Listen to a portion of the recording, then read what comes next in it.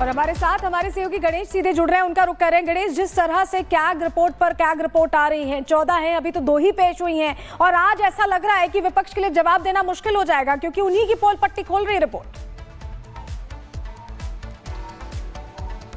देखिए, आज जिस तरीके से स्वास्थ्य को लेकर जो कैग रिपोर्ट पेश हुई थी उसके ऊपर चर्चा हो रही है, उस चर्चा को लगातार जारी रहेगी। लेकिन इस दौरान आज ये देखने को मिलेगा जो पिछली जो दूसरी कैग रिपोर्ट हुई थी वो कितनी सरलता से कैग रिपोर्ट पेश हो गई थी, लेकिन आज जो विपक्ष के जो किस नेता जो निष्कासित हुए थे, सस्पेंड हुए थे, आज वो सदन के अंदर मौजूद रहेंगे। लेकिन आज सदन के अंदर पूरी तरीके से हमें हंगामा एक बार फिर देखने को मिलेगा। लगातार हम देख रहे हैं, जब तक 2 कैग रिपोर्ट पेश की गई, चाहे लीकर स्कैम की बात कही जाए या स्वास्थ्य को लेकर जिस तरह के 2 कैग रिपोर्ट पेश की गई, दोनों में यहाँ पर जो सत्ता है वो लगातार उस दौरान तत्कालीन जो सत्ता पे थी आम आदमी पार्टी, उस पर निशाना साध रही और कह रही है कि किस तरीके से उन्होंने जिस तरीके से काम नहीं किया, काम के दौरान अनियमितता बरती, और पूरी तरीके से जो आज मौजूदा विपक्ष है आम आदमी पार्टी, उसका साफ तौर से कहना है कि कैग रिपोर्ट ये केवल भ्रम फैला रहे हैं और उन्हें जो सत्ता में पहुंचे हैं उन्हें काम करना था, लेकिन काम करने की बजाय ये लोग इस तरीके से रिपोर्ट को, लेकिन यूं कहें कि आज सदन के अंदर एक बार फिर हंगामा ही देखने को मिलेगा। हमने देखा था कि उस दौरान जब अमानतुल्लाह खान सदन के अंदर मौजूद थे तो उन्होंने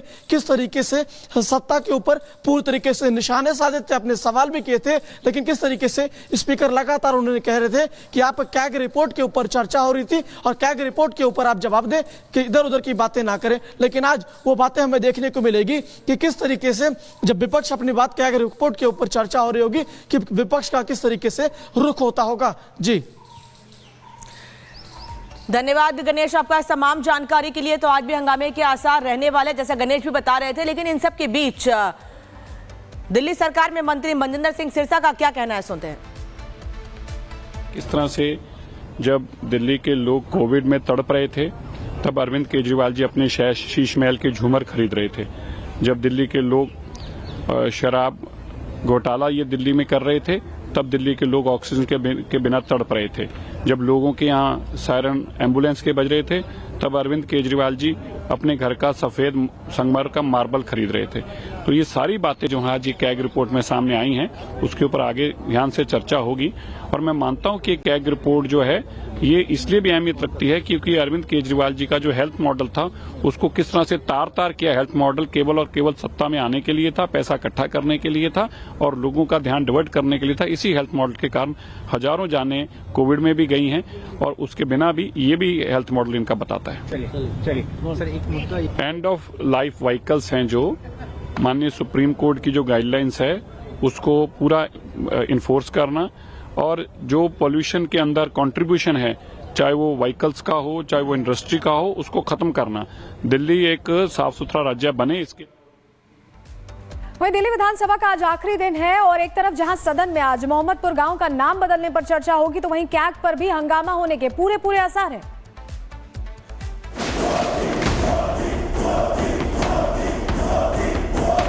बाबा साहब का ये अपमान।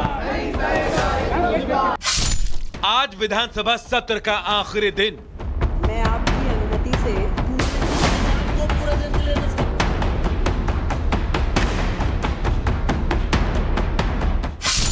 सदन में पेश होगी कैग की अगली रिपोर्ट।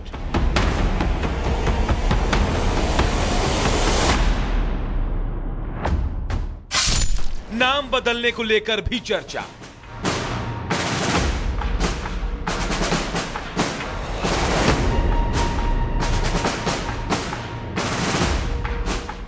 दिल्ली विधानसभा के सत्र का आज आखिरी दिन है और आज भी सदन में हंगामे के आसार है।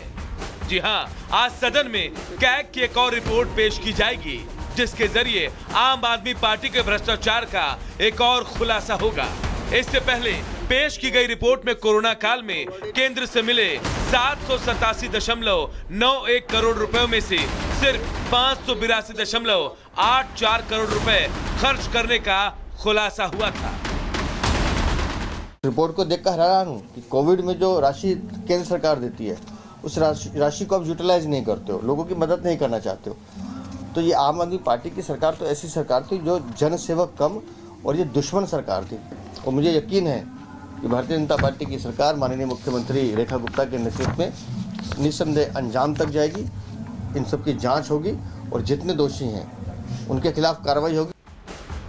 वहीं दूसरी तरफ दिल्ली के आर.के. पुरम के मोहम्मदपुर गांव, नजफगढ़, मुस्तफाबाद और कई दूसरे इलाके जिनके नाम मुगल शासकों के नाम और उनकी विरासत पर है, उन्हें बदलने को लेकर भी सदन में अहम चर्चा होने वाली है। नाम बदलने की तैयारी, नजफगढ़ का नाम नाहरगढ़, मोहम्मदपुर बने माधोपुरम, मुस्तफाबाद का नाम शिव विहार। वो उनका लोकल मुद्दा है, उनको लगता है ये बदला जाना चाहिए तो अच्छी बात है, बदला जाना चाहिए। नहीं, हमें मुगलों से कोई प्रेम नहीं है, इनको प्रेम होगा तो होगा, हमें मुगलों से क्या प्रेम है। हम तो सनातनी लोग हैं। जो हमारा दिल्ली का जो इंद्रप्रस्थ है, हम तो इंद्रप्रस्थ के वारिस हैं, हम मुगलों के वारिस नहीं हैं। हम डंके की चोट पर ये कहते हैं भ्रष्टाचारियों को हम छोड़ेंगे नहीं और दिल्ली का विकास करेंगे, विकसित दिल्ली बनाएंगे।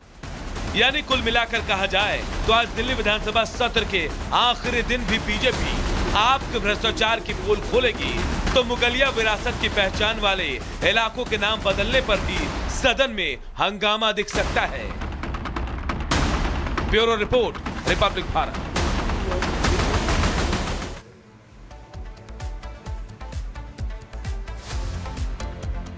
और ये तस्वीर इस वक्त आपको दिखा रहे हैं, दिल्ली के रोहिणी से विधायक विजेंद्र गुप्ता एलजी विनय सक्सेना से मुलाकात करने के लिए पहुंचे हैं। एक तरफ आज दिल्ली विधानसभा सत्र का आखिरी दिन है जिसके हंगामेदार रहने के आसार हैं, उस बीच एलजी से मुलाकात करने के लिए विजेंद्र गुप्ता पहुंचे हुए हैं।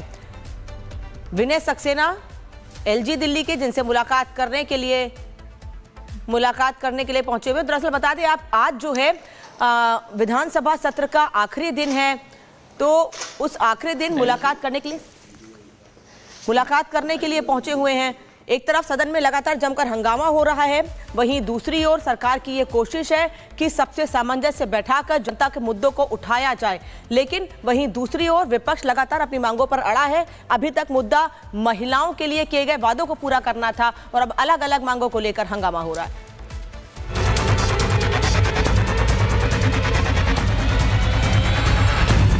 कैप्टेंसी पर और ट्रैक रिकॉर्ड पर वो सवाल उठा रहे हैं जो राहुल गांधी की कैप्टेंसी में 90 चुनाव आ रहे हैं।